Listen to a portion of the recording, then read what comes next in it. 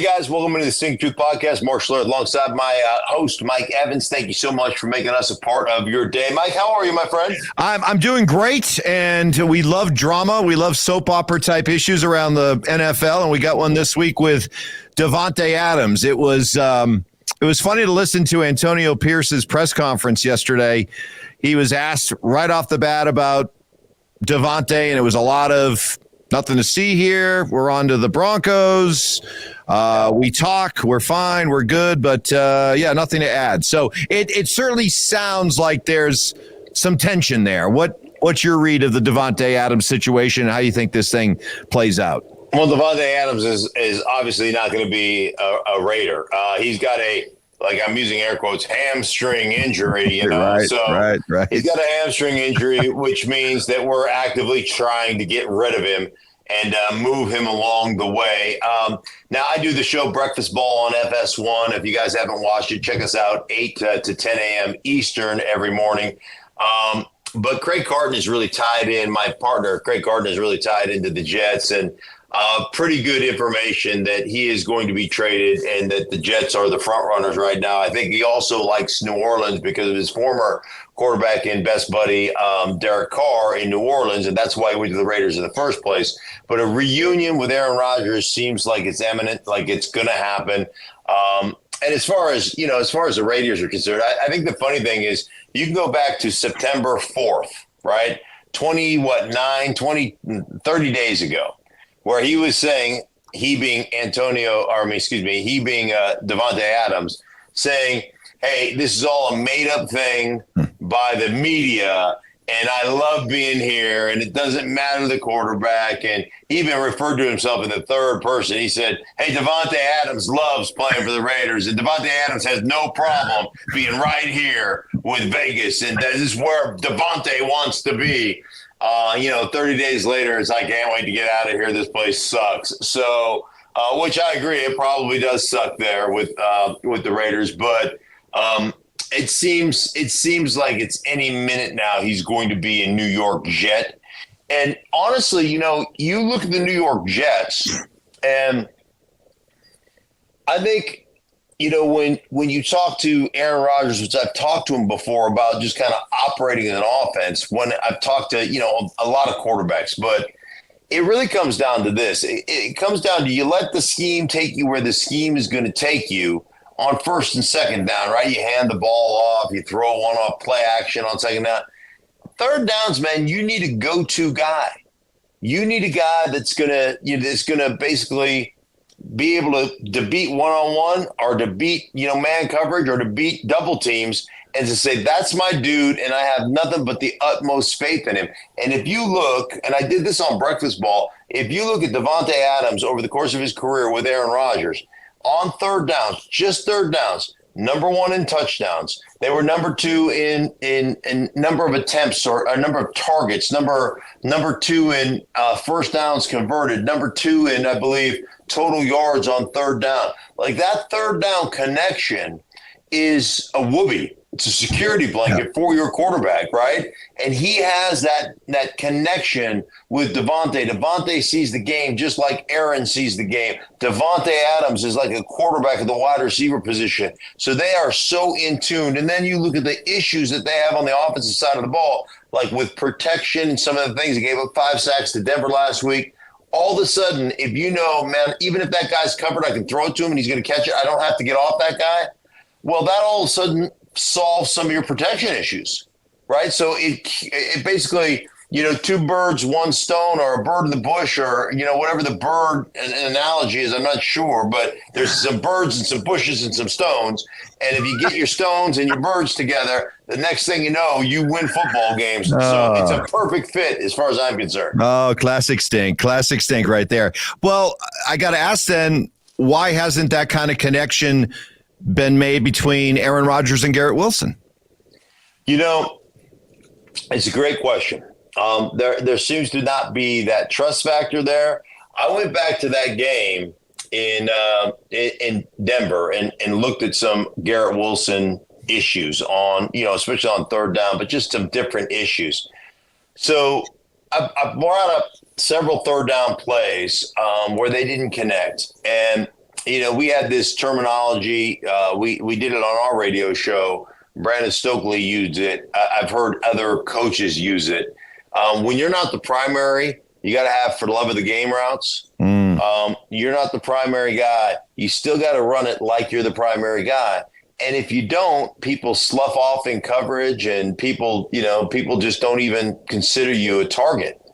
And there was a couple of third downs where he was running some half-assed routes because he wasn't the primary. Like, that shit's unacceptable. There was a 3rd down and 2 where he's the first guy in the flat, and I know the weather was bad and everything, but he slips and falls down and errands off of him. Like, there's some things that you look at and you say, dude, there's a reason. And one thing I know about veteran quarterbacks, especially veteran quarterbacks that, are late in their careers, they don't want to mess with guys who aren't on time. I had Matt Ryan. I was doing a game when Matt Ryan was late in his career in Atlanta, and he talked about the timing of routes to me and the timing of footwork and how the footwork matches up to the route. And he said, my receivers better be on time out of their breaks because I am on time. And if my receiver ain't open and he's not ready when I'm on time and I'm moving on to the next one, that some bitch going to hear about it. Like, I'm going to let him know. And so sometimes you get these, and I don't know exactly how they monitor this, but I've seen this new analytic that has come up. It's relatively new. It's something that it's probably been used for years. Maybe I'm just new to it. Like, maybe it's not new. Maybe I'm just new to it. But separation rates by receivers. Mm-hmm. And I just look at that and I go, really? Like, really? So, you're over there like a 3-step drop is, and you want it, and the ball needs to come out, right? It's ready to come out. So if you're over there going, and then doing all this bullshit, and you're late out of your break. Well, the quarterback's already beyond you. So he goes, da-da-da-da, and he's like, I'm ready. You're not coming out of your break yet. Da-da, I hitch. I'm already on the next guy. Mm-hmm. So it's like you hit the 5th step in your drop, and that route is supposed to time up. If that receiver's getting jammed or isn't off that route and he's not ready to receive the ball, then you hitch up and you get to the next progression. And so – then all of a sudden you'll see these separation routes or the separation like, well, this guy had the most separation of any receiver in football. Well, was he on time getting out of his break? Because if he's not on time and that DB senses it and drops him, well, he might have 4 yards of separation. If the quarterback's already moved on from him, he's not coming back because that's not how progressions work. Progression goes from 1 to 2 to 3. Normally, it's 3-man, and then it's 1 to 2 to 3 to check down, right? So if you bypass 1, you don't go 1 to 2 back to 1, right? If 1 all of a sudden you're already by him, now he breaks loose and he's got 4 yards of separation. Who gives a shit? You're never coming back to him because you've already went beyond him. So you go from 1 to 2 to 3. So if you get into a passing triangle, right? So you're getting a curl flat with a burst. So the curl is a 12-yard, hook route right in front of the quarterback. The flat is the flat, you just run it out to the flat. And then the burst is, running back that comes in. So it creates this triangle, Mike. It creates curl, right? It goes from curl down to flat, I guess down here, and then over to burst. I'm doing it backwards on my phone. So you go from flat is 1 to curl is 2 down to the burst, right? The one that's coming in there late from the opposite side of the football field. So that's how you read it. So you don't go flat to curl back to flat. You don't go burst to curl back to flat or to back to burst. Like it's not done that way. But let me play devil's advocate then. But if you got a number 1 receiver in theory, and you drafted him high, you're paying him a lot of money, why not just give him the benefit of the doubt that give him another extra count to get open before you go off 1 to look somewhere else? Why not, before I go to 2 or 3, why don't I just maybe trust that 1 is going to do his job and come open? Because by the time you do that, you get hit in the teeth from a defensive end or, like one of the things about the Jets is everybody talked about the fact that their offensive line was a weak link on their offense. And we saw it rear its ugly head last week as they had 5 sacks they had given up and 5 procedure penalties, not all on the offensive line, but we saw that happen to the Jets. And so part of that is like the rhythm and the timing of the offense. So listen, obviously there's a disconnect there. There's something that Garrett is not doing that Aaron wants. And, and there's tension. And there's tension between he and the head coach. And, the whole thing seems to be a bit of a mess. So, we'll see exactly what happens there. But Davante, I think, would go a long way to fixing a lot of their issues and maybe healing some of the issues between head coach and quarterback. So we got the Jets in Minnesota, in London. Let's get to some of the other marquee games. Pittsburgh and Dallas. A fascinating matchup because Pittsburgh suffers their first loss, although Justin Fields looks really good in that loss, and it's becoming very, very apparent now it's Justin Fields' job, and he's only going to he's unlikely to lose it anytime soon. And Dallas, is Dallas in your mind starting to figure some things out? How do you look at this matchup? Yeah, well, I look at Justin Fields. The Pittsburgh Steelers are better with Justin Fields at quarterback than they are with Russell Wilson at quarterback because of the way they're built, the way they're constructed. Like they have won the time of possession battle in every single game. If the Pittsburgh Steelers are going to win the AFC North, it's going to be because their defense is awesome and they've won the possession battle. They've run the ball. Their quarterback runs the ball. They have essentially taken that pressure off their defense. So they're getting 33, 34 minutes of time of possession every single game. So you're taking all that stress off the defense where they don't have to be on the field as much. And that defense is what's going to win them ball games. So as long as you control the tempo of the game, control the time of possession, you control that. And Justin Fields does a much better job. He's not taking sacks like he did in the past. He's not turning the ball over like he did in the past. They are built a certain way. And Mike Tomlin understands the way they're built. Mike Tomlin's been a defensive-minded coach. He understands the way they're built. He understands how good their defense is. And he understands that the best way to keep that defense fresh and keep that defense playing great football is what? Possess the ball and give them limited reps. And that's what Justin Fields does. You put Russell Wilson in there all of a sudden, and he's not running the ball, and it doesn't affect your run game. And all of a sudden he's going 3 and out, and he's taking sacks. Guess what happens? That defense eventually, the battle of attrition happens. That defense starts to lose some of its stinger, and all of a sudden you become a very average football team. So this football team, the Pittsburgh Steelers, are better with Justin Fields playing quarterback the way he plays quarterback because it benefits their defense. And I think that Dallas goes in there and gets beat.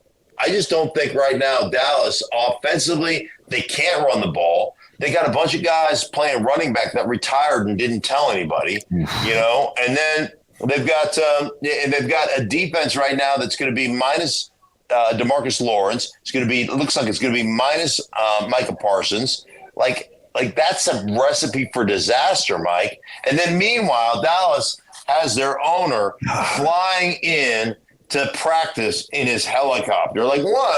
I think that's against FAA regulations or whatever. Like, you got to have a helipad. Like, there's actual, legitimate regulations on where you can land a copter and where you can't land a copter. And I think he's breaking the rules, like wherever that helipad is. But he wants to be seen getting out of his helicopter at practice, right? You know who else did that? Who else did that crap? And I know this because players have told me. You know who else did that? Daniel Snyder. How'd that work out for Daniel Snyder? I mean, Jerry Jones, come on, dude. We know you got a lot of oil money. We get it, right? We know you run the team. We know you. I mean, come on, dude. Again, the dysfunction of the Dallas Cowboys. Pittsburgh Steelers is going to win that game. So it's only week 5, but Cincinnati literally has their season hanging in the balance, don't they? I mean, you talk about a game that can make or break a season. They're hosting Baltimore, and it's the kind of game that if you can win it, man, that's a springboard, right? Yeah. If you lose it, you're 1-4 and you're done. And now you're probably looking, trade T. Higgins, and it all comes down to this game. Every week for every week for the Cincinnati Bengals, it's must-win game. Right now, yeah. Every single week. And, Joe Burrow addressed it. And I thought he was really good, but there are some concerns there with what he said. What he said was 100% true. So Joe Burrow addressed it yesterday. He said, I'm going to have to play almost perfect football. He's right. But the thing is he's been playing almost perfect. He's like top 5 in every category, top 10 in every category that there is for a quarterback, right? He's been playing really good football. And then the other thing he said that really resonated with me is like, we're playing Baltimore, so we're going to have limited possessions.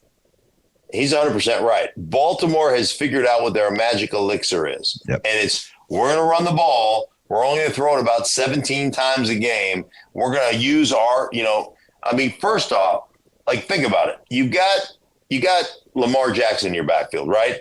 He's one of the very few players I've ever watched that plays professional football and looks like a varsity player versus JV players on defense. It's unreal. These are the greatest athletes on the planet. And he runs around guys like they're standing still, like DBs. He shakes down DBs. It's ridiculous how athletically gifted that dude is, okay? Then you got 6'3", 250-plus pound alien in the backfield in Derrick Henry, who hit 21 miles an hour the other day and ran away from DBs who run 4.3 40s. 87 yards on the first carry. First off, if you're facing him, you don't want to hit him.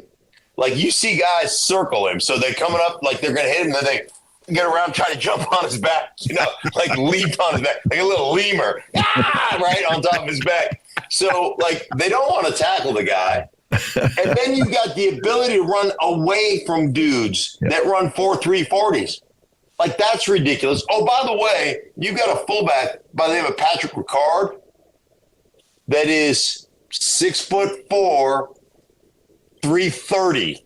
They used to play D-line, and he absolutely shortens the neck of defenders. Whether it's a D-end, D-tackle, linebacker, safety, he's killing dudes out there. So you look at what Joe Burrow said, we're going to have limited possessions. You're damn right. You may only have, an average NFL game is 12 possessions for each offense.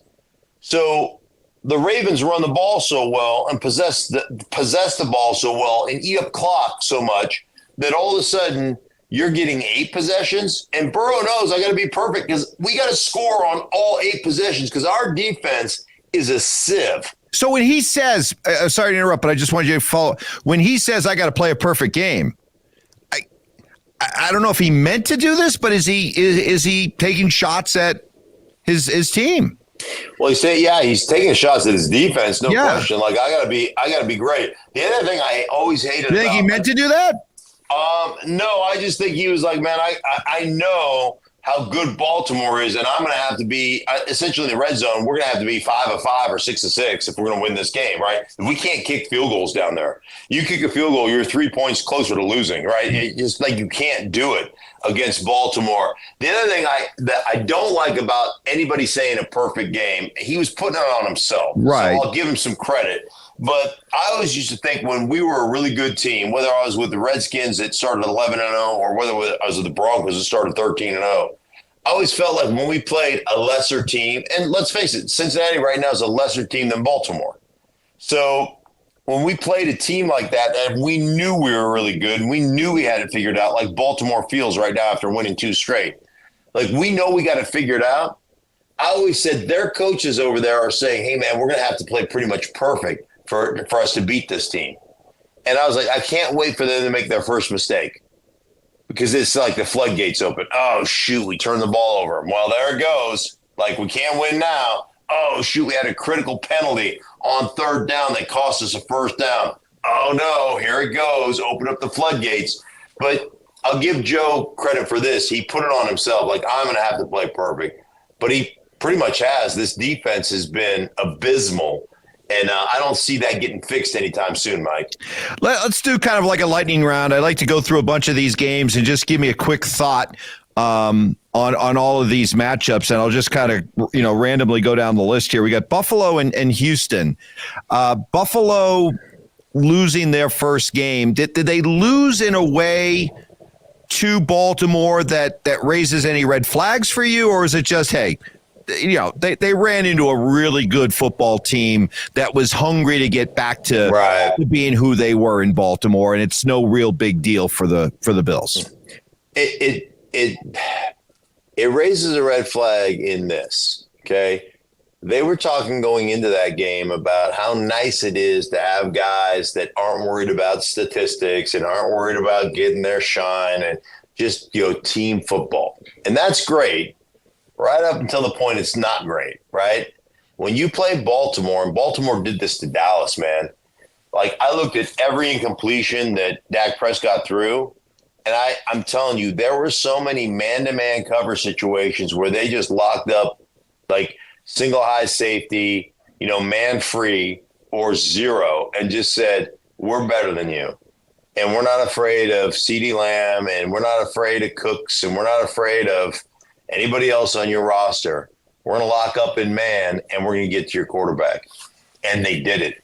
And you can tell a lot about how one team feels about another by the way they game plan. Mm-hmm. And they game plan like you're just not intimidated.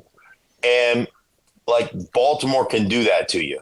Now, I don't know that they'll do that to Jamar Chase, but they've got some confidence. If they want to go man-to-man and bring heat and bring pressure, they can do that. They're that good. But I think the thing that concerned me most, Mike, is when you get physically worn out, hey, listen, when you make some mistakes, right? You run the wrong route, you tip ball for an interception, you line up wrong, you're not in the right splits, whatever. Like, we can look at that stuff and be critical about that stuff and say, hey, man, this cost us a game. But when somebody just lines up and whoops your ass physically, you can't really correct that. It's not like all of a sudden what we're going to do? We're going to spend the rest of the week in the weight room, and we're going to get stronger, and nobody's going to beat us like that. It doesn't work that way. So that would be my one concern. Now, do I think Houston is going to wind up and physically whip you like Baltimore did? No, I don't. Houston's very talented, especially on the offensive side of the ball, but I think this should be a good game. But yes, I am concerned about the way that the Bills got manhandled in that game. Watch Stephon Diggs in this game, by the way. That might be a real revenge game for Stephon Diggs. He'll want the ball.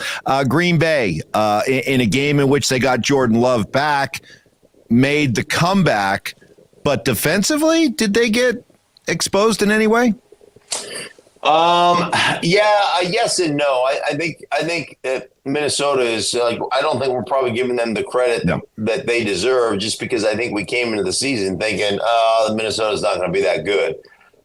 But they are that good. They've been really good, and they've run the ball exceptionally well too with Aaron Jones. So really cool to see him after the game.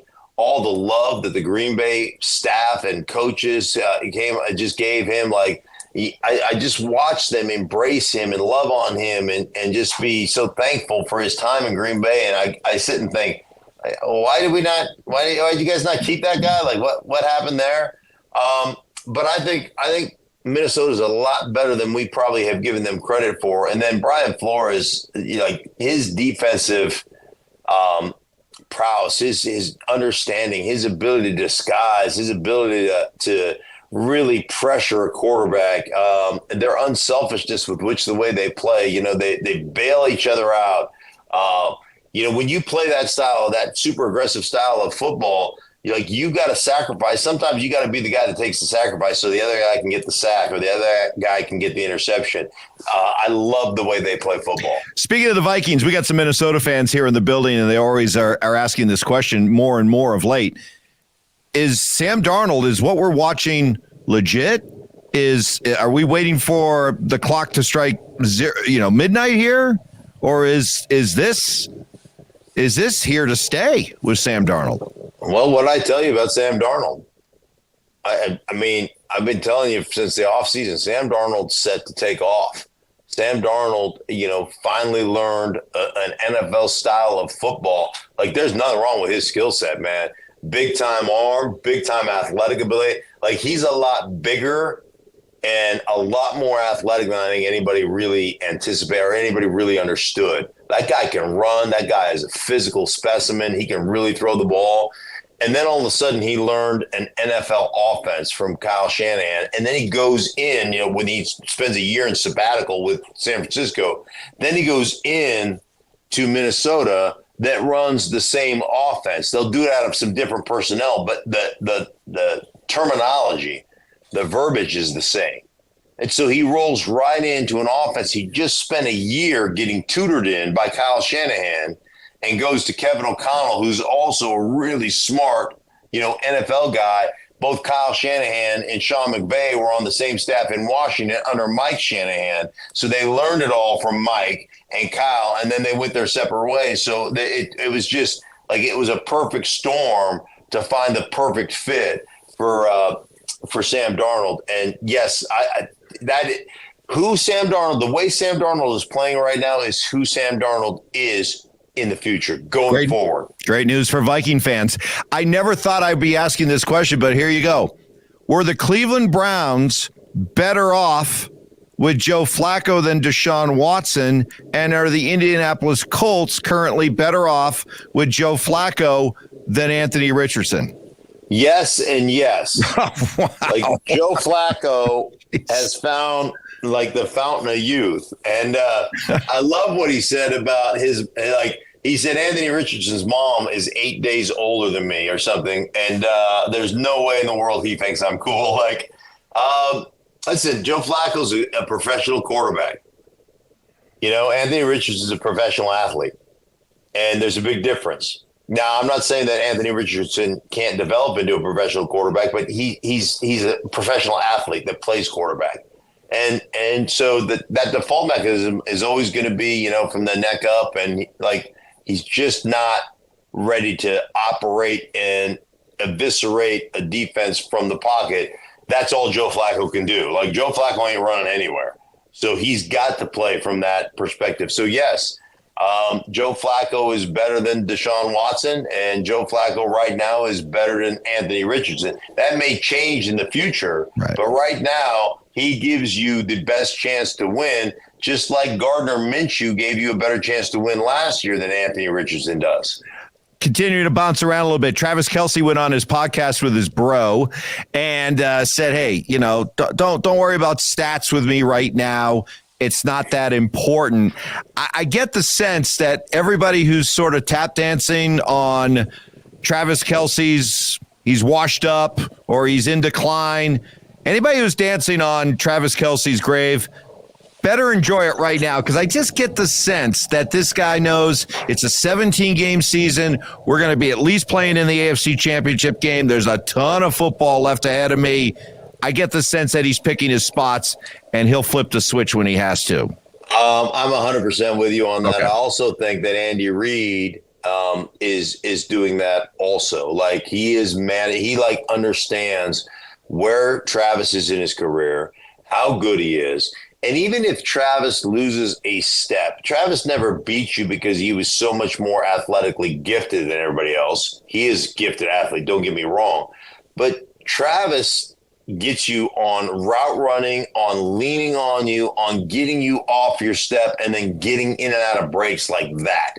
And so, Travis is a savvy, great football player who they haven't needed as of yet to win games. They're going to start leaning on him more and more. But I do think there's an early season pitch count for Travis, and I think you'll see him continue to increase kind of his workload and then the dependence on him. Now, Rashee Rice, right now they're saying, hey, man, we're not sure that he's out for the season. We're not sure exactly what's going on. There's further testing going on right now, and they think he might be able to come back during the course of the season. But I think while they wait to see what happens there and they're developing other guys, Travis Kelce's all of a sudden going to become the go-to guy for Patrick Mahomes again.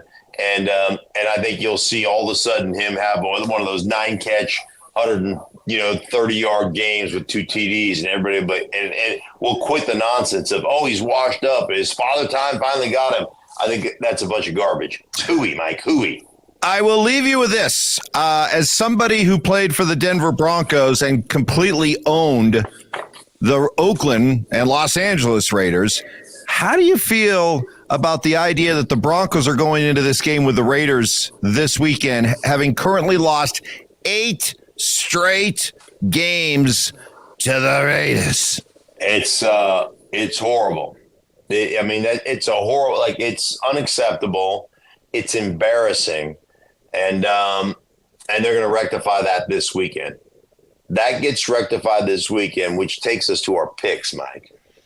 And right now, I believe I've got a very commanding lead over you. Yeah, you. And by the way, my advice to anybody watching this, whoever Mark and I pick, go the opposite. Okay. Yeah. Because right now, through the first 4 weeks, you are 6-5-1. Very, very ordinary, and yet still better than me. I'm 5-7, so you get to go first this week. All right. So I'm starting right there. That game, the Las Vegas Raiders, Denver given 2.5. I'm going to take Denver in the win, winning by at least a field goal, and then I'm going to go to Baltimore given 2.5. I like the Baltimore Ravens over Cincinnati. I think the physical run game that they have developed, that's going to win. It's going to take its toll, and then lastly. I can't read what I wrote, but it's Washington. I'm taking Washington, giving up the 3. I think the Washington Commanders are on a heater right now, and it's fun to watch. All right, I'm going to quickly. I'm going to take Pittsburgh at home minus the 2.5 over Dallas. I'm going to take Green Bay minus a field goal on the road against the Rams, and I'm going to take Houston. At home, getting a point, but to win against the Bills. All right, buddy. Appreciate you, man. For everybody involved in the Stinkin Truth podcast, I've got a new mic on the way, so just hang with us, bear with us. I know everybody is like, you got to get a new mic. I'm like, hey, man, they ordered me one, so we're going to get a new mic. Eventually, it'll get here, I think. You do your lemur thing again, the lemur. I love the lemur. Hey, for everybody involved, hey, thanks for subscribing. We appreciate you guys. Really do appreciate you guys and all the support you give us. Keep sending us questions. I'll keep answering them. For Mike, I am Mark. We'll talk to you guys next week.